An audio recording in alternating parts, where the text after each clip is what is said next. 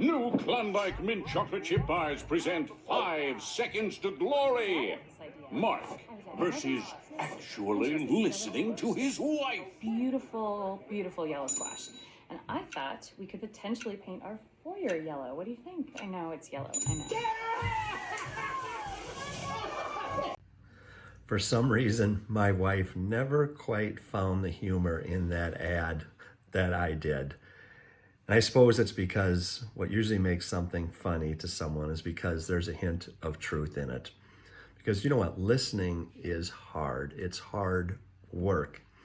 And we've been talking about communication and the importance of effective communication to create great team synergy.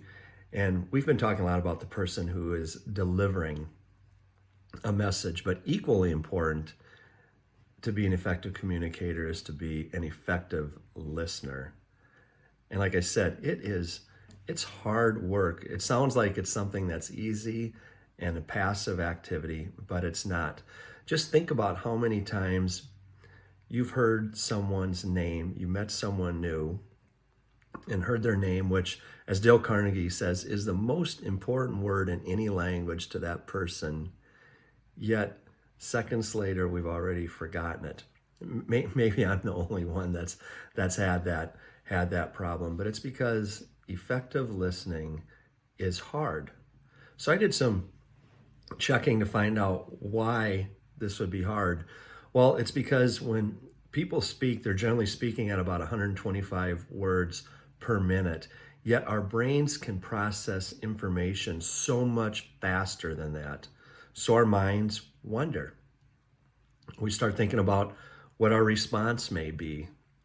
We start thinking about what else is going on in our lives. What else do we have to do? And then, of course, we have these cellular devices that draw our attention because there could be something new and exciting there. And we think that we can do both, but really, we're not very good at it. So what do effective listeners do? Well, they use that excess brain processing capacity to focus more on what the person is trying to say. Am I getting all the information?